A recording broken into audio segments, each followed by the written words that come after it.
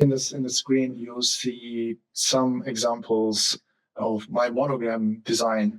I have various directions. In this video, I will explain some ways to transfer this into Adobe Illustrator and digitize these in a way that is appropriate to be able to submit as a work. So this is an exercise. Again, the first work that you are developing or designing is an exercise for the second step. I'm not sure about your level of proficiency in Illustrator, but I hope you find this video helpful. I will give you some tips, and you will sort of witness my process, how I do things. It could be different. Maybe you're doing the same thing in a different way.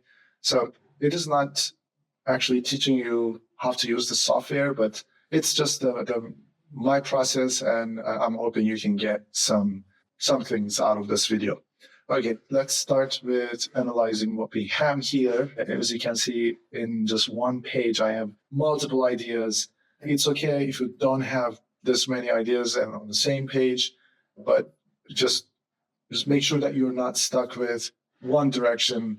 Here, what we are doing is trying to explore many different alternatives, and we are going very literal here. Like when we say flower, you can, because my surname represents flower, you can see that we are going very literal, very representative.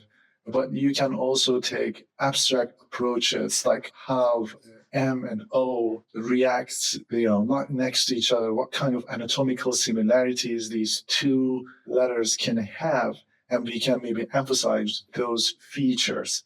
So we will explore these even further, but for now, you can just think of this as like an abstract approach, a more realistic approach, more figurative approach, pictorial approach. And then we have another approach that is more representative. For instance, research and books are not directly related, right? Like research doesn't equal book, but here in this example, flower equal flower. So there's a direct relationship, but here research is represented by, if you consider these books, we can see that there's a representative approach. I will give you better taxonomy for these approaches in the future, but I just want you to understand the visual differences. Like here, again, we have more abstract approach here. I'm looking at the form and how it reacts. And another dimension that we should pay attention is that if you look closely at this, it is made of just one unified line. Let's go closer. You can create this with one line. And here it breaks what we are actually trying to emulate an atmospheric perspective, because we are trying to convey that this loop goes behind the part that creates one of the stems of M. So this space is actually there not to break the line. It doesn't break the unity. It's still like one uniform line. It just represents that something is behind something. But if you look at this, these are actually two different lines, because there's one line, there's a nice corner, very sharp corner here, and ends here, and then another line starts from here and then ends here. And we have another object here that is sun. We can consider these as mountains and sun, and then that would perhaps represent my hobbies. I like maybe nature, I like skiing. Perhaps this could be, if I was a professional athlete or someone who was more survival enthusiast or nature enthusiast, maybe this could be a good direction for me to go for. And there are additional directions like that here and there. And you can see that I am not, very satisfied with only one version of the same direction. I'm still exploring what kind of other forms out there for me to explore. Here we are taking a softer approach with round curves, but here the corners are more sharp, and there's a very harsh contrast between this perfect circle and these harsh, very angular and ends. Okay, so I will start with this flower example. Let's start with flower example. I want to put this file inside the Illustrator. You can do this easily by just dragging your file into Illustrator. But here's a good way to do this. Instead of dragging your file to the software, you should drop it on the icon here, and it will open that file inside Illustrator. What happens if you drop your file? Nothing. It will come. But here, if you realize right now, like there are two different methods. Like if you don't have any open program, open the project, it will create a new project with your image, and then it will name that project with your image. Basically, everything will be created based on this image. But if you're working on already working on a project, let's say this is a letter size print project, and you create this. In this case, if you drag it, it will bring this file into a project. So what could go wrong with this? Really nothing. It's the same thing. But what we want is that we have to make sure that this image file is living inside this project rather than being loaded externally. We can see that under the link property. You can see like this image is not linked. This is like something living inside, but this is linked. It's a linked file. It should have some negative effects. If I am not organized, if I'm not organizing my project properly, I might lose this. So right now, this is a very trivial image because this is not a final image. I'm not printing this, but this could have been a photo that you're loading externally, and you want it to show up when you print this or submit this somewhere as a PDF. So you could lose this. Like, let's say I'm going to go to the location of this file and just put it in the trash. And there's a chance that you can, when you come back to this file, this may, again, you can see that the link is broken. Illustrator doesn't know what happened to this image. So to avoid this, basically, instead of dragging it to the inside a project, try to bring your image. If you're using Mac, just drop it on the icon on the dock. Or another thing you can do, I think, is let's find an image. Hey, here's an image for us. You can drag this, I think, on top. Okay, instead of dragging it inside the project, you can drop this on this area where the tabs are located, and it will open up this new file. And once it's open, you can copy and paste it into your project, and it will be embedded instead of linked. If you brought something that is linked, you still have an option to embed it, and that is done by embed button. So let's bring this polisher. Let's do the link. And if you go to your properties panel and embed this, now it will never go away, even if you delete the original file. Okay, even though this wasn't the purpose of this video, this is something that you should pay attention. Let's clean up our image. Because this is a letter size artboard, I'll just keep that for now, and I will expand it. Sometimes I use artboard because it's very easy to. Sometimes it's very easy to zoom in and out. Like for instance, if I do Command and 1, it will zoom into a point where things look, like it kind of resets my zoom. Like when I work, you can press Z, hit the Z key, it will activate your zoom tool, and you can click in and you can left click and drag from left to right. It will zoom in and out.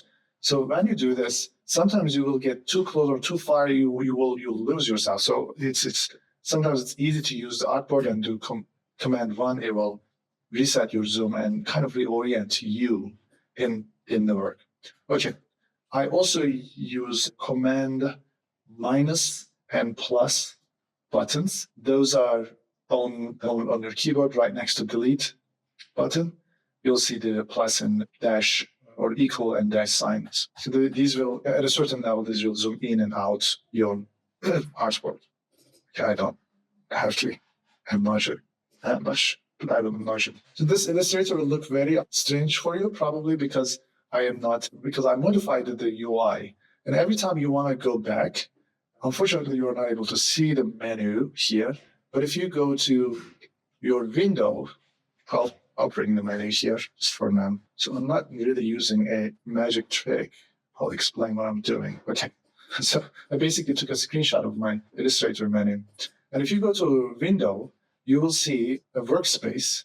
Under workspace, you can actually reset, or you can try these different layouts that are pre-programmed for you. You can also reset essentials. It will bring everything as shipped originally by Adobe. For now, let's keep this layout and let's start working on the flower idea. I will go with first. I'll just try to draw a line work. So first of all, let's start with a circle. You can create circle by using your toolbar. Go to ellipse tool, or you can click L, and you can create circles. Right now, you don't see the circles that I create because my color is white, and no matter how many circles I create, they will be not visible. But if you select them, you can left drag and select them and push it left and right. You can see them, or you can do Command Y. This will turn everything into outline, and you'll be able to see your shapes and select them. So let's select these, and I will give them a color for now, like red or black. Let's just go with black until you have a very good idea and very solid direction for your form, everything settled nicely, except for making some color experiments. You should avoid using colors.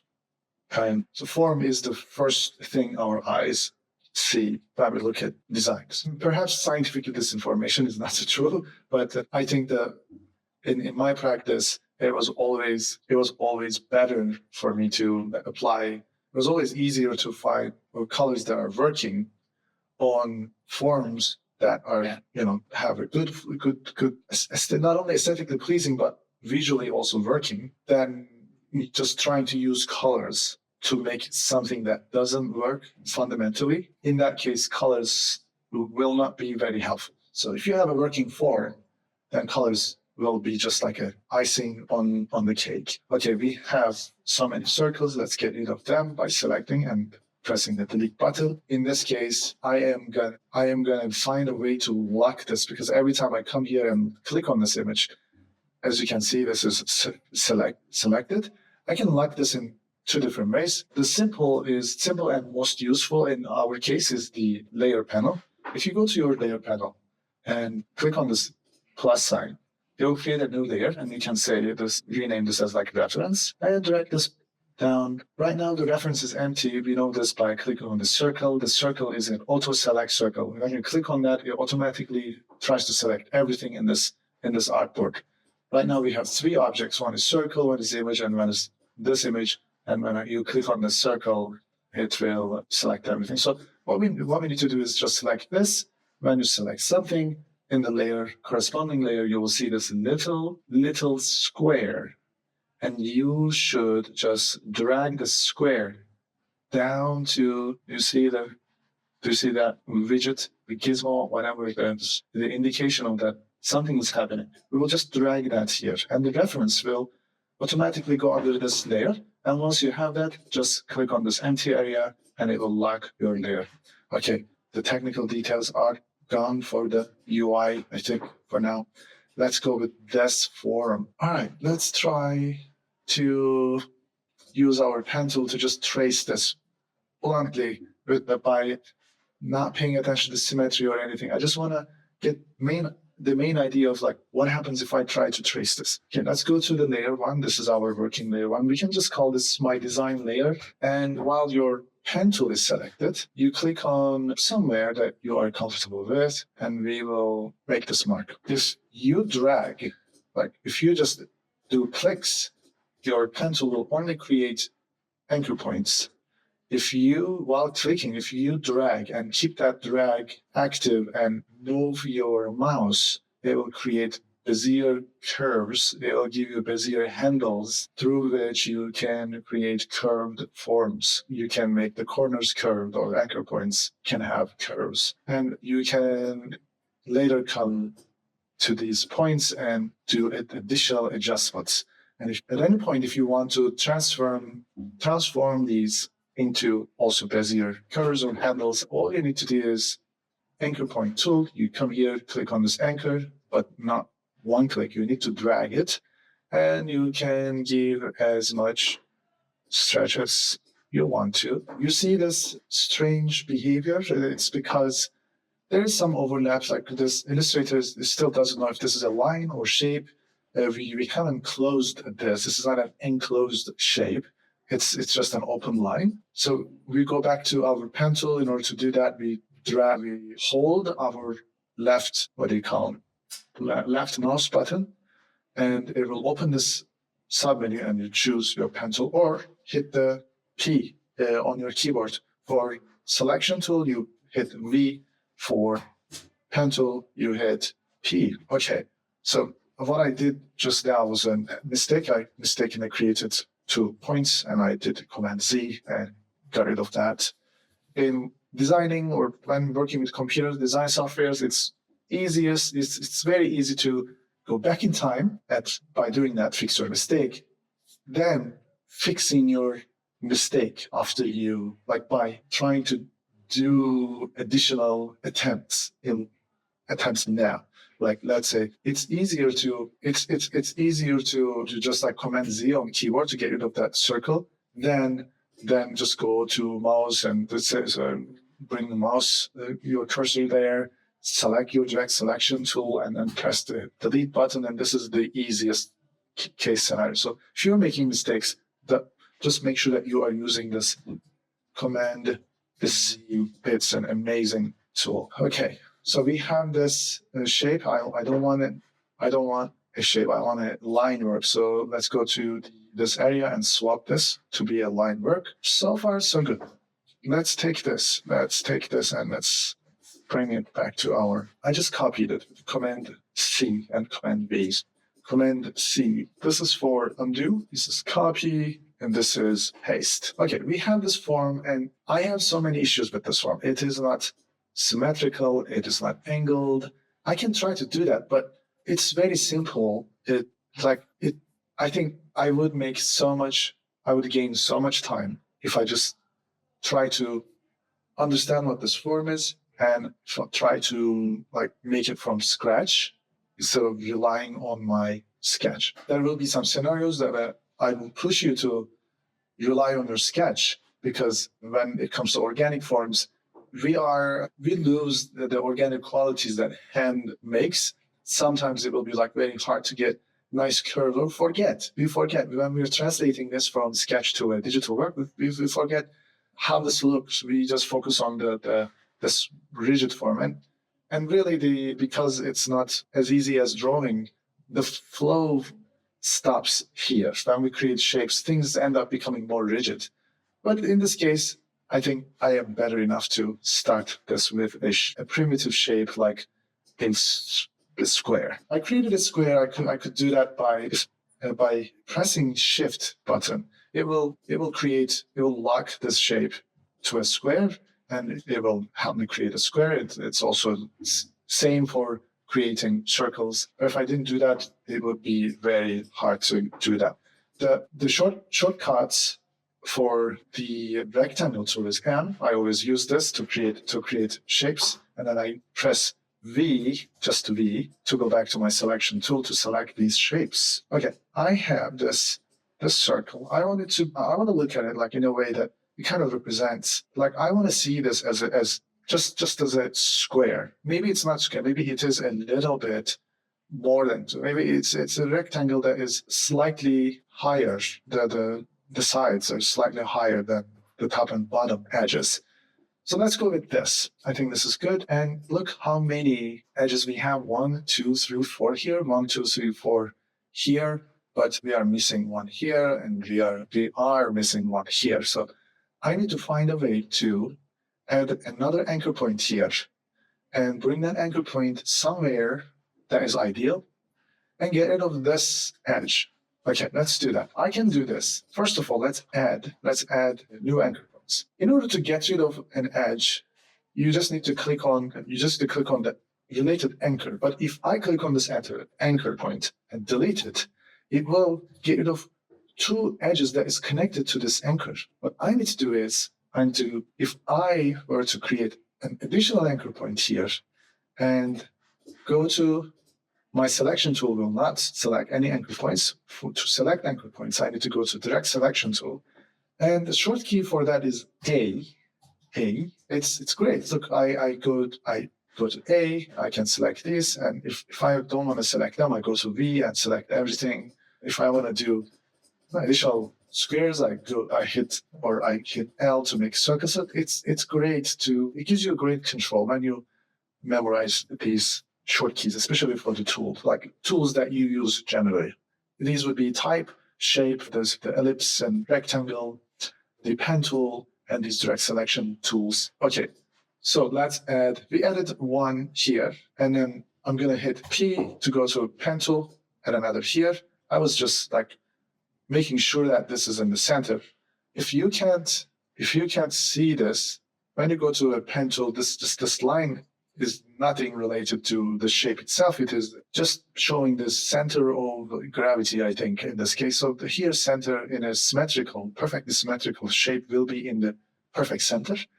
So here I'm just like, without dragging anything, I'm using this guide and inserting an anchor point. I could have like moved this and it should snap in the center. But for now, it's okay to like make some mistakes. That's gonna be fine. If you do Command R in Illustrator, you bring these additional rulers right after your artwork, and you can drag guidelines for your artwork. Like in this case, I can like bring a guideline. These are invisible, by the way. If you print these won't show up. You can go to Properties panel, and if you are selecting nothing, you will have an option to lock these guides, or you will be able to hide your guides if you are willing to get rid of them. And if you're willing to use them, but if you're willing to get rid of them. Okay, so I selected them and deleted them. So I'm just gonna go to my direct selection tool again and take this. Okay, I can see the anchor points that I just created. So for this one, let's just like delete this and get rid of this edge.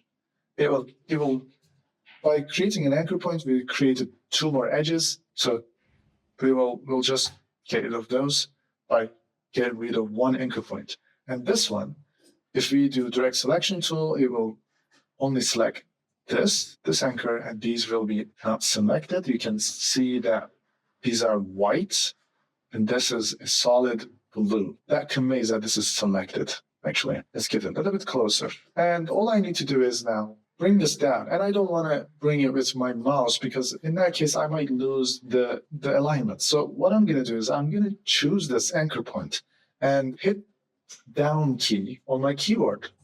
And I can do this faster by pressing Shift and just incrementally bringing that down, bringing that point down. Somewhere here, I will keep this somewhere here, and I will see the impact. So you can see that now I have almost a similar shape, and this is like perfectly aligned, perfectly square. Right now, I'm not going to do any additional formattings here. I'm just going to delete this one. That was my just reference. But I will be able to do some additional things because I'm happy with this form. For now, I'll just get it back up. Just copy this. This will live here. I won't touch it. If I come here and do something really inconsiderate, if I wasn't careful, I still have a backup here. This gives me freedom to, experiment instead of, walking on eggshells always. Okay, so let's turn this into a line. Again, if I look at my reference, I see that this part is almost more than half of the circle. So I think that is the circle. We can either make the M smaller or make the circle bigger. Both ways work. So I'll show you something very interesting. When I'm working with strokes, lines, when I scale this circle, as you can see, this is one way of scaling. And look what is going to happen? If I deselect everything and go to my properties panel and uncheck this scale strokes and effects, look what is going to happen. These two circles came from the same copy, the same origin, and I scaled them with and without scaling strokes and effects. So in this case, it preserved the stroke value, which was 2.859. And if you look at here, the same stroke value here, but here it scaled the stroke value along with the shape. So there's no right way of doing this. It just depending on your purpose or whatever you're doing, you have to be aware of this feature. So let's say your strokes, you're still designing this, and you're experimenting with, different scales of this shape, and you want to preserve your stroke size. You want to preserve your stroke size while you're designing. But once your design is done, let's say you are done with this design, and this is your logo, and you want to do some additional work with this. Like let's say you have an A4 letter size sheet, and you want to scale this to have it here. Look, there is no scaling right now activated. Look what is going to happen.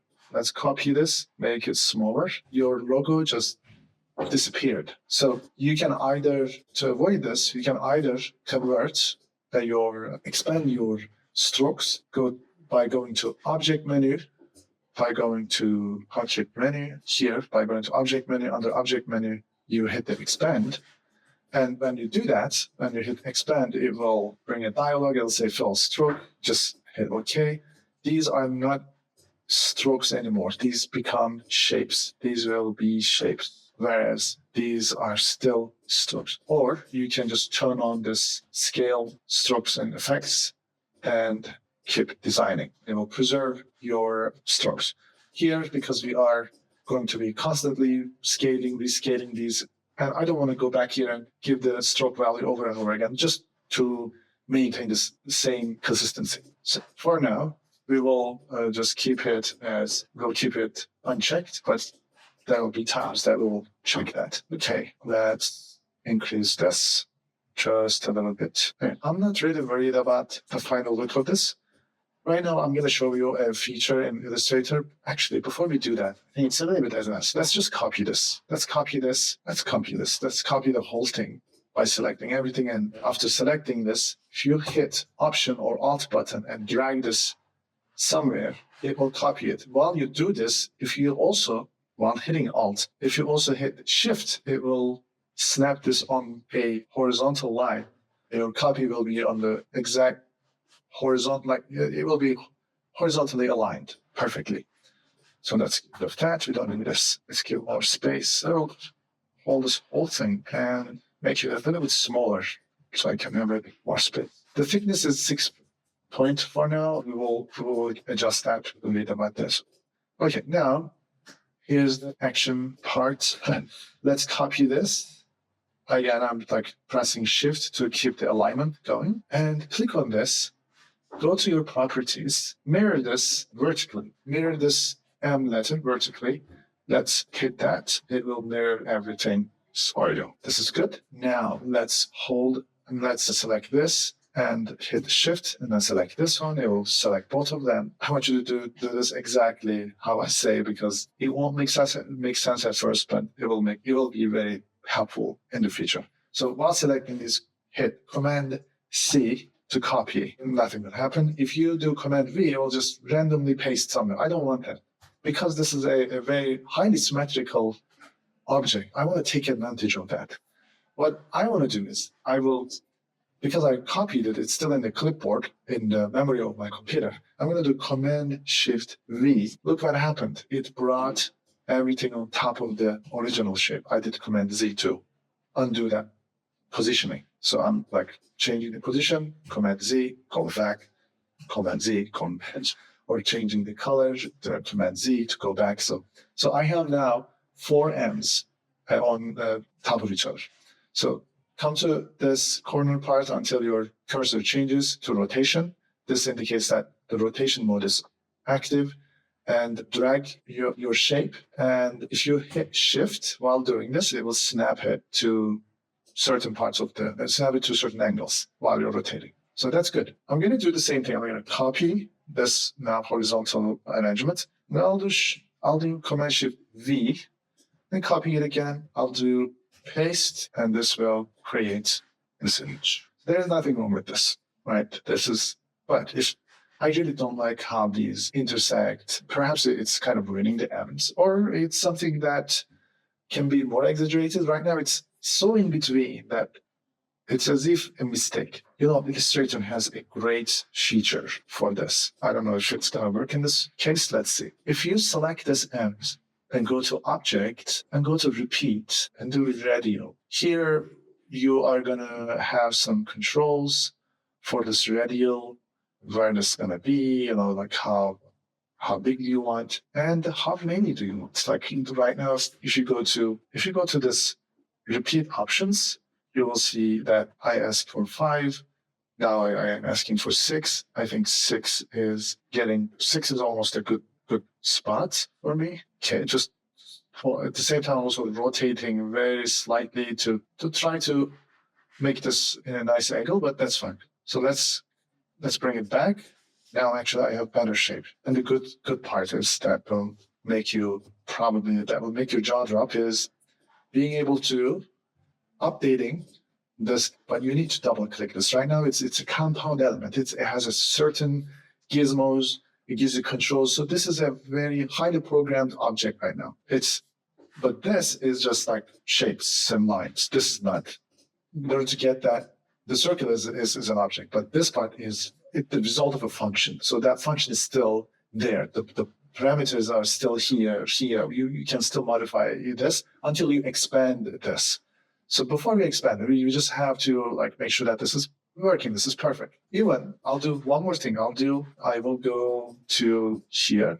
I'll copy this and I will adjust this tiny bit. I'll select my direct selection tool, select this part of the M, and I will slightly push this. Do you see what's happening? It is modifying all the panels, right, in this case. So you can do a lot of crazy things, and this will apply all these changes to these copies.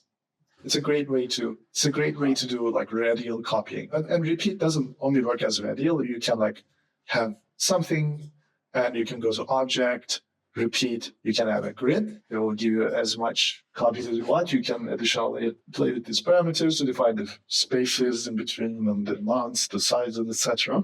We will use these later, perhaps.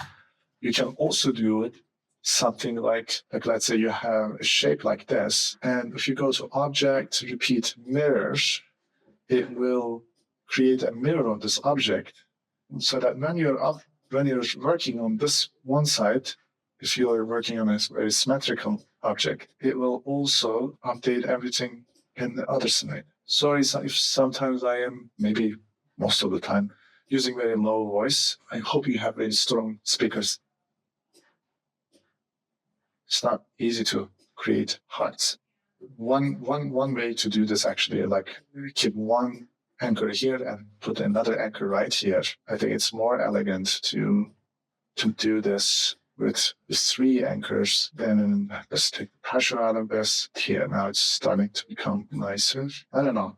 I'm still skeptical about how this looks, but you get the idea. You get the function of this, how you can use this in your projects. Okay, let's see. There are some easier shapes, easier ideas. Here, let's use this. Let's say I could just draw this and try to emulate it, but all I see here is that I have 4 rectangles that has a certain proportions. There's a slight relationship between. Okay, I think these 4 are the same, and what differs is that 2 of these have similar angles, and these are just straight. They don't have any angles. Maybe 90%. There's 90 degrees. Okay, so let's keep these. Maybe it's a little bit narrow. In this case, I'm just going to copy this and copy one more time. If I am working symmetrical, then I wouldn't really copy this. I would just try to make this touch. So think about how books work on a bookshelf. You can, when you tilt a book, there will be spaces underneath, and it won't really match with the height of the next one. So we'll keep that same logic. And once we have this, guess what? We can use mirrors, repeat mirrors, as we saw. Here you go. It took like several seconds to create M that is also representing books. Let's bring this here. Another shape. Okay, this is a good one. Let's work on this one. We can also work on these ones too. These are a little bit easier now. So let's copy this, and I'll show you how we can make the curved round corners. Since we have one initial shape here, like if you switch to your direct selection tool, you will see these little circles. If you select one of them, if you select one anchor point, you'll see only one circle. That means you can control this corner. You can make it round. But if you select an object and switch to direct selection without selecting any of these anchor points, it will give you all the available corners, and you should be able to make them round. Take one work that is useful for us to work with, Pathfinder. Okay, this goes to my designer side. I am designer, and every design is made of, or the things in nature can be reduced to these primitive shapes. So that is a circle, a square, and triangle. Let's try to make those. So I'll start with the easiest one, which is the square. In this case, I will mute or get rid of the stroke and make the circle black. So first of all, let's swap this. Let's swap this color that is black in the stroke. And let's bring this stroke color to the actually fill color. We can do that easily by clicking on this. And then click on this white and get rid of it. Just click none. So we did that. Now let's make a circle. In order to do that, we can use the ellipse tool. I am not really looking for a precise measurements, just whatever just is close to this scale. And another thing is a triangle. There are several ways to do this. I can take this and rotate it and choose my direct selection tool here, and I can delete this and combine these two lines, or I can just come to pen tool, and while this is selected, while the anchor point is selected, I can click on top of it and it will get rid of it. But it will give me this strange looking triangle, and I will still have the bounding box because this is a rotated artwork. So basically there's going to be some history coming with this. So I really don't want to work with this. But Illustrator has a great feature. If you want to make rectangles, just go to this polygon tool and just do one short click on any backboard, and it will ask you how many sides do you want. You can say 3, it'll give you a nice triangle. You can say 10, it'll give you a shape that has 10 sides. Okay, let's get rid of this guy. So here you go. We have square, circle, and a triangle. So I'm going to drag 2 guides here. I'm just trying to make them equal, and I want you to see this. If you are working with shapes that are circular, make sure that they are a little bit larger than the rectangular ones or angular ones. In this case, this might be a little bit larger, but I'm just going to leave it for now. Because let me show you something. If I made these actually equal, or as large as, if I made the circle to be as big as the square and the triangle, optically, the circles should look a little bit smaller, even though they are equal. But if you make them slightly larger, you kind of balance that optical imbalance. This is a very useful thing when designing type. So if you look at any typeface, you will see that the circular letters are always exceeding the rectangular ones. It is because of balancing this optical, let's say, illusion. Okay, so now I have pretty good primitive shapes here. The idea is that if I take this and rotate it 180 degrees, and I will, for the sake of seeing what's going on, I'll do outline mode. I'll switch to outline mode. I'm still working with shapes. But before I do that, I just want to take this reference from here to here, so I can go back, instead of going back and forth, go to layers, unlock this, and bring this reference page, and then lock it back, and go back to a version layer. So in this case, the triangle aligns perfectly with there's a center alignment with the circle, and then the square is in the background. Let's try to do that. let's bring these two things. And if they are like here, I can select them. This context window will offer some options that you can group or you can think of other things. But if you come here, the alignment, you will be able to see options for horizontal alignment. You can also reach that by going to your window menu, and underneath there's going to be an align option. It will bring this align panel. And the same panel also lives in the properties panel, but you gotta click on this additional more options button to see the additional options. If your alignment is toggled to be for selections, if you do align to selection, only the objects that are selected will be impacted. You can also like create a shape. You can say, oh, how can I make this to be centered in the artboard? You can then look at this one and click on this and center it. There's another option I never use, to be honest. Align to key object. I never define a key object, so feel free to look what that is. But I've been using Illustrator for over 15 years, maybe 12 years, let's say 12 to 15 years. I never used that option. So these two are going to be they're going to be great companion for you. Okay, so we aligned this here, and let's bring the square.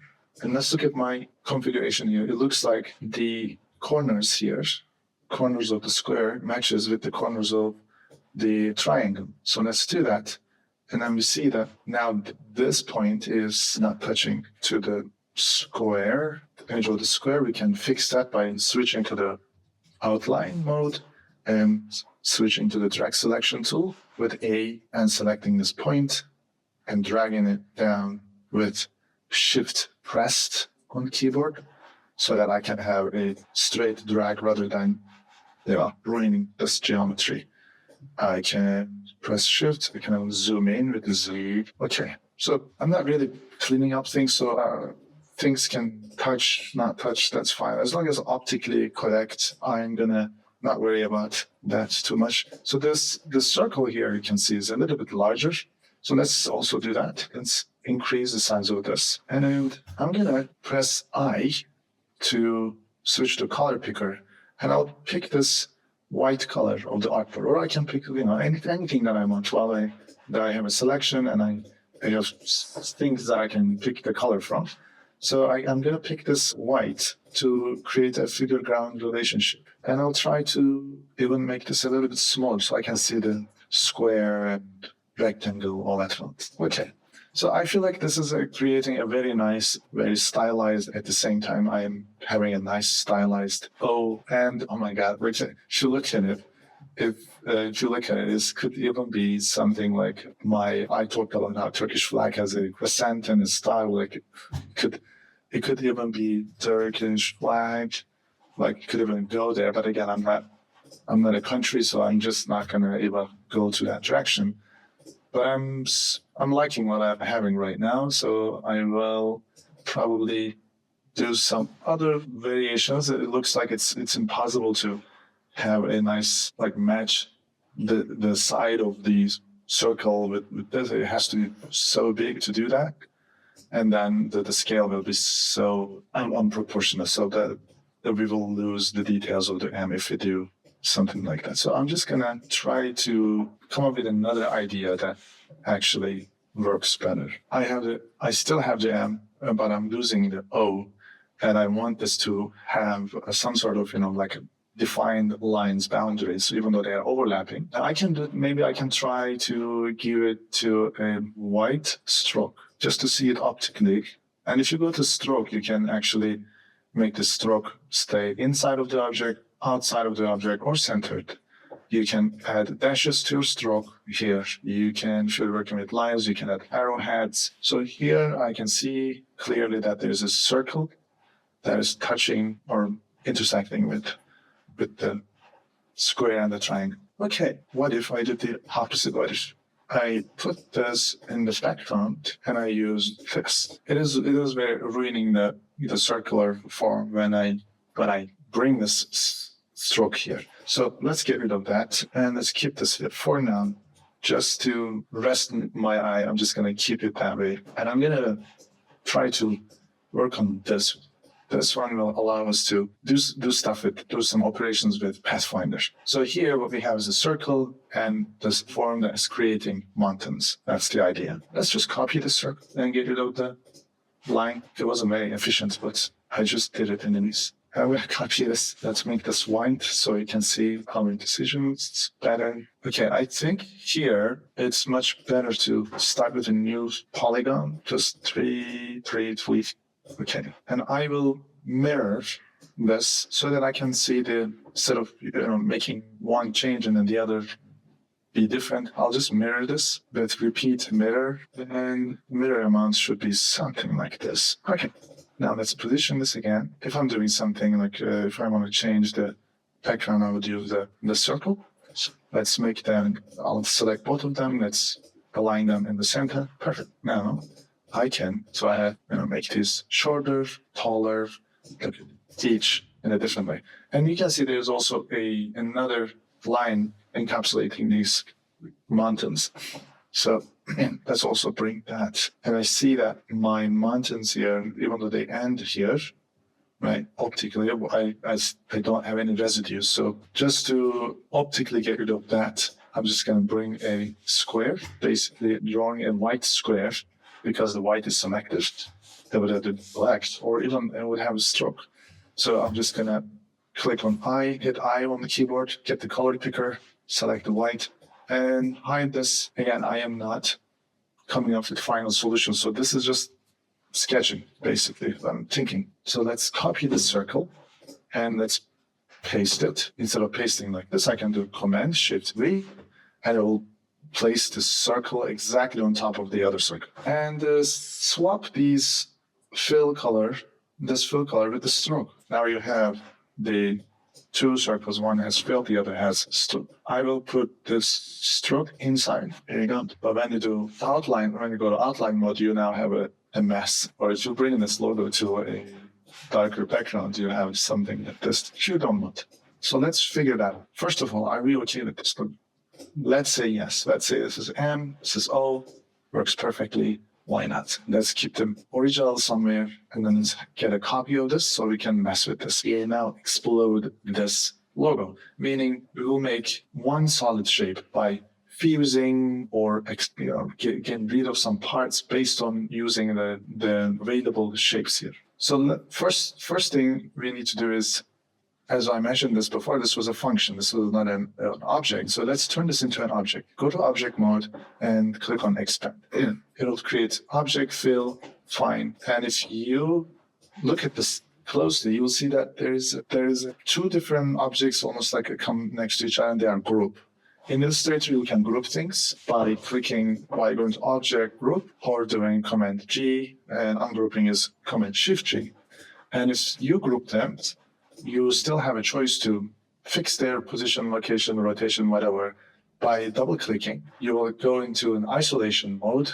Illustrator will isolate this group for you, so the other things won't be visible or selected. So here, what we're doing is like actually double-clicking and going inside this group, and you can see this is a group. And then you can still double-click on this. You can see that there's another group that's called Mirror Repeat.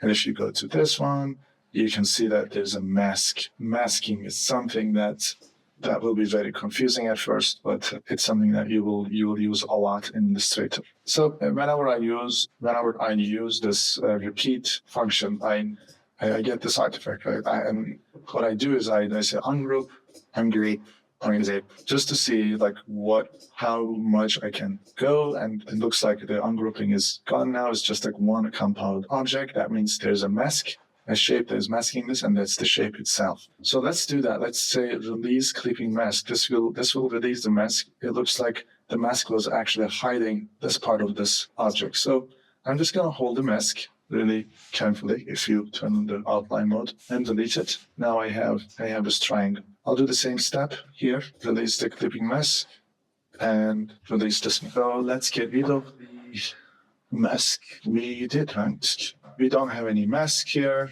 I think this would have worked in different ones too. Like we could have maybe after expanding this, let's straight and gray background. Instead of releasing, I think this would have worked it doesn't work. Because after expanding this, like if I change the color of this, you can see that the mask is also getting that color. What you can do is you can ungroup until you can actually like see that there are two, and then release the mask. You can extract these. And another way to, after expanding, let's try one more time. After expanding these only if this, and after ungrouping before the release the mask, without releasing the mask, let's try. Yeah, this shape here that we are trying to get rid of, this square acting as a mask, doesn't allow us to combine them, fuse them without. Don't worry about fusing right now. We're about to get into that, but because there's a shape here, it's just like, hey, I'm here too. I will ruin your plans. Instead of shaping, maybe other functions might work. Let's say maybe we can divide it. I think the best bet here is to release the mask. When you more proficient with Illustrator, you will get to a point where you can just spot these mask and shape relationships, and you can go to like switch to outline mode and take your direct selection tool and select this mask and get rid of it. And that will save you a lot of time from the ungrouping things to get rid of that mask. Like even if we deleted the mask, it still acts like there's a mask, but it's a quick way to get rid of that shape. And you can go ahead and do additional operations. So first, since we got rid of this, now we have to get rid of this stroke. This is not a shape. This is a stroke. We have to turn this into a shape. When we turn this into a shape, we will see instead of one, we will see two lines and creating this stroke as a shape rather than stroke itself.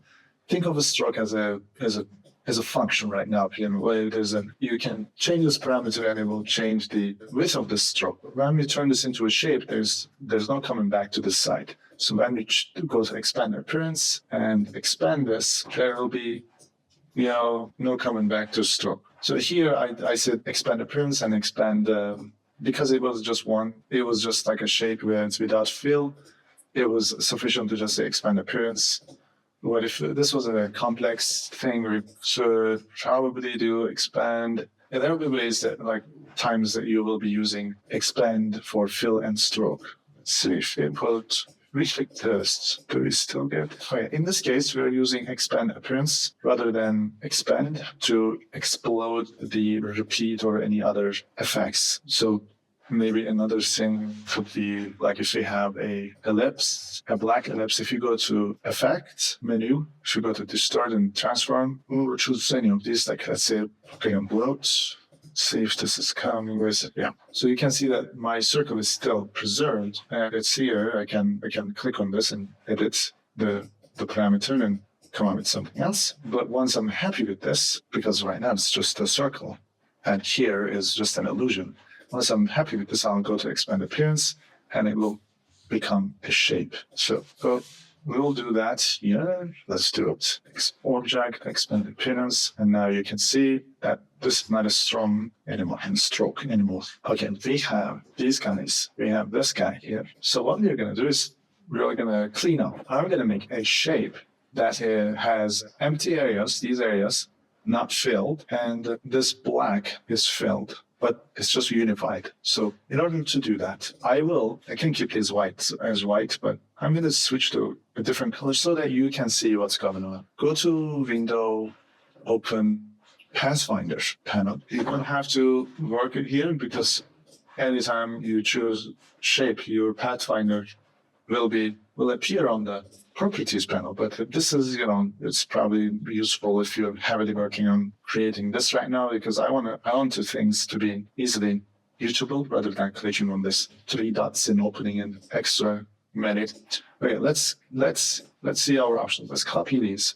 First, I can collect all these things that are similar and I can fuse them by using unite function. And I can select this and then stroke. But if I do that, then I will not be able to preserve this when the time comes. And so before doing anything like that, I need to take this guy and select the background. Both of them selected. I can use this I can just divide them manually.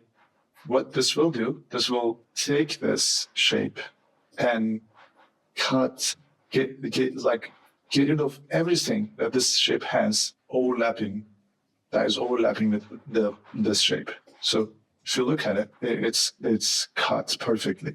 And look at the bottom part. This part is cut too. So I can get rid of this too. I was able to do that with divide tool. And you can ungroup this, it will always be group, and you can delete this part too. It's actually up to you. So if you keep this, it could be even a good idea to keep this. If you keep this, you will be able to bring your logo on dark backgrounds and it will still be white. But if you don't keep it, it will be black, right? It will be darker. Maybe if you bring, so in this case, like what's good is that you don't really think about the color here. You think about it as a dark shade and light shade. So if you bring this logo, let's group this so we can select. If you bring this logo somewhere that is light but not white, this area will act like white. You will see applications like this everywhere. So let's go to Unsplash. And let's say I'm a coffee brand. Why did I say coffee? Man, sushi. Let's say I'm a sushi brand. Okay. So as you can see, my logo works the same way. But if this was a different color, like let's say this was some sort of orange or something, then I would really keep this shape because there would be no way to bring that. If I didn't want to have this as a triangle, then what I would do, I'd take everything and probably make another ellipse circle that is like as large as the other one, and I would use it in the background.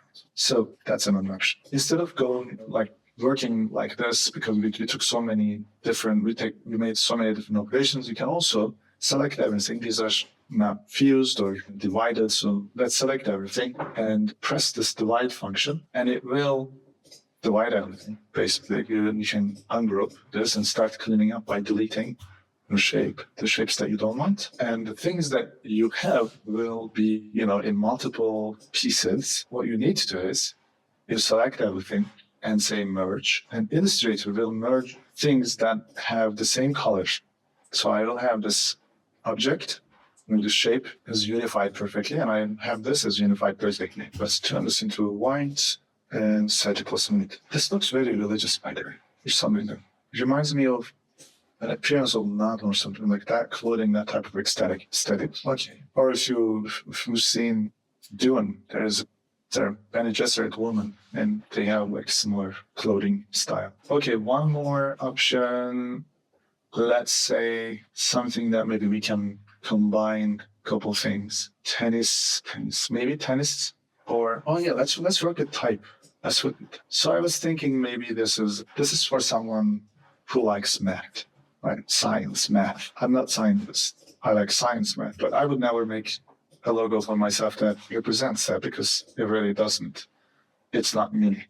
And I would look for a typeface that has like more traditional serif style. And for that, maybe let's go with the Garamond for now.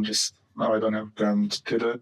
Yeah, these are very abrupt. Let's see if we can find something innate where the serif flows nicely to the stem. We'll just do times. And we are not going to limit ourselves with the typeface that we have. What we are going to do is to go to Adobe Fonts and we'll explore different types. If you go to Browse All, you can choose what type of thing you're looking for. In this case, Serif.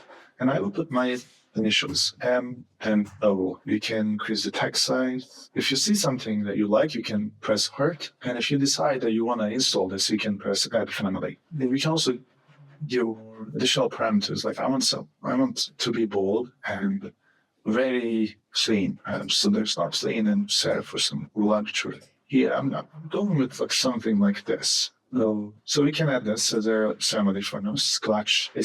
Once you do that, it should just show up in Illustrator. Oh, this is nice too. Wait, it doesn't have for some custom is a really nice film too. Let's add that big custom. Custom should come with your operating system, but if not, it looks like it's here. Let's go with Scotch first. It's not him. What a big custom. So in this case, I am trying to use it as like an exponent, give that the look, that you get from scientific textbooks. You see formulas, and I don't want to make it too small because I'm lucky it's old. It will be visible, but I can also put it like this. So, okay. And there's a guy, I think here, if you think this is like a head and knees. I don't know where this is, and it's also interesting, but I don't want to do anything figurative. Okay, we have another direction. Let's do one more, and then we can complete this. Okay, this is nice. This goes to my designer identity. And there's this one. I like the tennis one too. Creating the ball. Let's do that really quick, so we can delve into just one more artboard. I'm copying the artboard and deleting the content. No magic tricks. Sorry for being fast sometimes, but I'm sure Parkman's will. Okay, since I have a very natural reference here, I'm just going to use that. I will copy my hand here, and I will do additional adjustments towards perfect. I just copied it, couldn't paste it, just copied it because I wasn't selecting it. I'm selecting it again and pasting it, making it larger, and let's make this to be a line work. So this is line now. It is good. It's not bad, but it's not perfect. So let's play with these pressure points and the bezier handles, and let's try to have a better look that has a better flow. Okay, this looks like a fireball. Also, you can think of it as a tennis ball. Yeah, if this is green, even though I told you not to work with color, you can think of this as a green ball. You can combine these. But in this case, what I'm going to do is to get rid of this sharp endings and make them a little bit softer. Go to stroke and change the cap. Switch to round cap. It will be round. And you can also go to corners and make the corners round. This is not making round corners with shapes. That is still a feature that you can do with these handles. It just this feature just makes you smoother turns when you're working with strokes rather than having this pointy ending. Okay, I can definitely sell this by saying, hey, I have M and I have O. Here's a tennis logo for you. And another thing probably could be I can, how tennis balls are. Tennis ball, they have this texture here. I can even come up with something that is going back to the same time becoming a tennis ball. So these are kind of opportunistic explorations, and this could be E too, but no one would make E's like this stylistic. So it could be W, perfectly W, but you can also make it like this. Instead of trying to, okay, let's copy it so we can see the good variations. Let's make it smaller. With here, make it smaller. In this case, I want the strokes to be scaled, so let's try to make it smaller, and let's figure out what is the best. Going down, up, and then here with the stroke.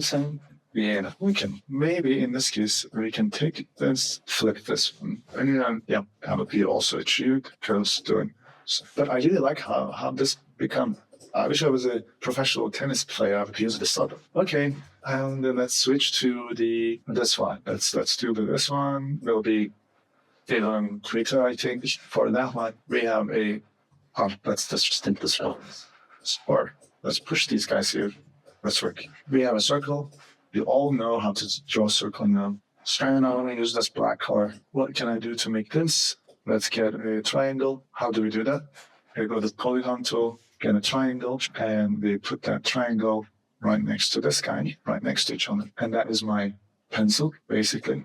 As you can see, we will turn these into lines, or line work, and get rid of the bottom part for now. Okay, so since I have this work here, they are separate. I have a way to join this line without messing up too much. So if they are connecting perfectly, they don't have to connect to. You can just select both of them. You can select both of them, and you can say join. It will join.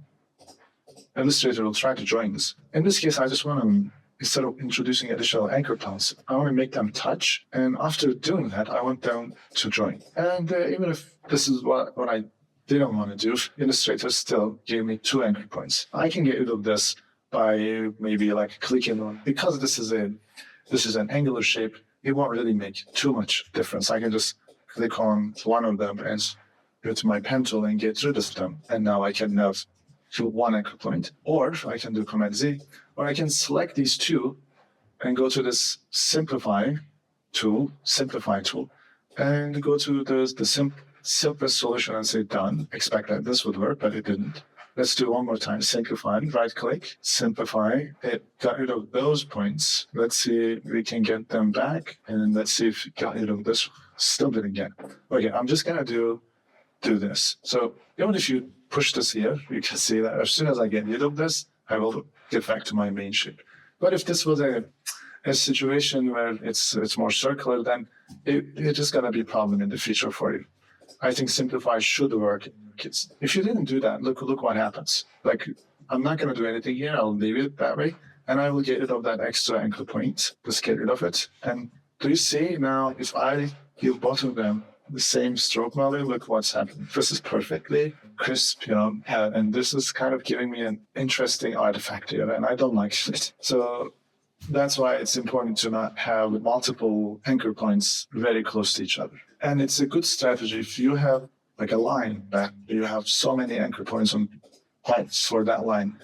You don't need them. You will basically try to maintain the same shape. You try to get the same shape as least possible by using the least amount of anchor points. And you can do that. Like, this is a perfect circle, and it's created with 4 anchor points. You just have to be very good at it, and you'll be. Again, let's create another polygon tool, create another triangle, bring it in between, make it smaller. That is going to be my pencil here. I don't know which one is better. Like, I can have it combined, can make it a little bit more smaller. The idea is that this pencil is drawing the old. Let's keep this centered. So hence I am a designer. This is the idea. Like, I'm not very impressed by this, but it has a potential. So I would also use these guys. I would love to see them in the straight line instead of having these angles. Maybe I can do that by selecting these two and pressing this, but it will bring everything towards this point. So that is not a good approach. But if it's doing that, maybe I can take advantage of that. Maybe I can push that inside and then do this. So I know the Illustrator will bring it back to align with this. And here as well, we can do this. It's more like, but this is more free for some reason. Maybe there's a sweet spot in between. So in order to do that, I can use my arrow keys on my computer after selecting this tool and shift, and I can count numbers. Let's say 1, 2, 3. And I can do the same thing here, 1, 2, 3. And this is sometimes what I do to keep track of my actions to repeat that. Now let's align this. Okay, so I feel like this is nice. I'm just going to get rid of this. And this is a lot of room for improvement, but for now we can work with it. Let's say this is a very thin line, and you are trying to match these things together. If you want to, so again, look at the value and copy paste. So you also choose the color, what do you call color drop, color picker, and click on this line. As long as this is stroke, it will copy the stroke, and it will use the same value. Like, one more crazy idea for this, and I will end this by showing you how to save your work. You can actually add another point here by using your pen tool, and maybe one here to show that this is okay. Maybe let's go back a tiny bit. So think about it, like this pencil is actually drawing this. If the action is still going on, there will be some gaps between instead of being completely enclosed, there would be a gap, right? So we can give that gap by adding some lines and get rid of that in between. And I like this because it just gets rid of the very sharp parts. So we can round these two. I have something. And this looks like a cat too. I have 3 cats. Okay, let's say I really liked this. Make sure that you are using Pathfinder features and cleaning up your work. I showed you how, but now let's do it one more time so you can remember. This is a repeat feature, so we're gonna go to expand and extend this. After expanding it, it might give you a mask, but in this case, we were lucky it didn't.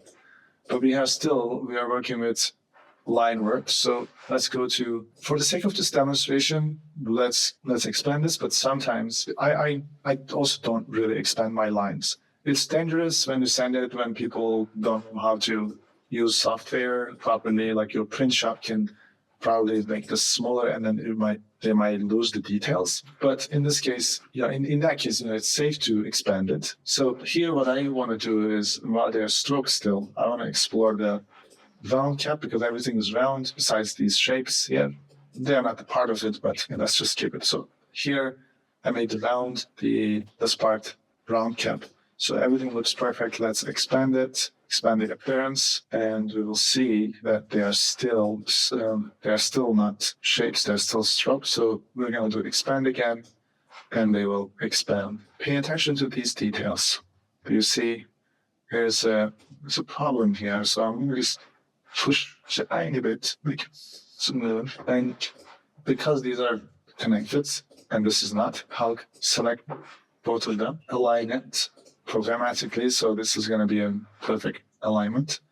And once I'm done with this, I want to make sure that I'm using the space nicely, and you can put another option. If this was a colored work, I would use one color, one black and white, but since this is just black and white, I can just use like one small version here, just to see the difference. I will keep it group. Here you go. I have a monogram. I hope you have too. So let's save this project. So this is when you're saving this project, make sure that you have, let's go to the class folder, monogram line.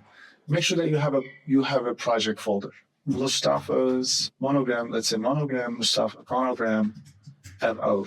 This is my project folder. Inside there, I will move this file. So let's save your project file, this project file. As in, like, don't lose any of the work that you're doing. You'll come back to this maybe one day, or open and show your process to someone. You can say like work in progress, or like experiments, or project, monogram project. Save this, right?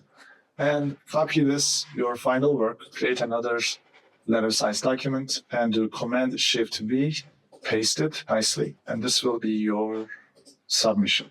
While you're submitting this, put your initials, maybe put your surname, or put your name. I'd like your name. I know your Mustafa, and then you can put your initial, both your family name, monogram, and save it as a PDF. You will see this dialog.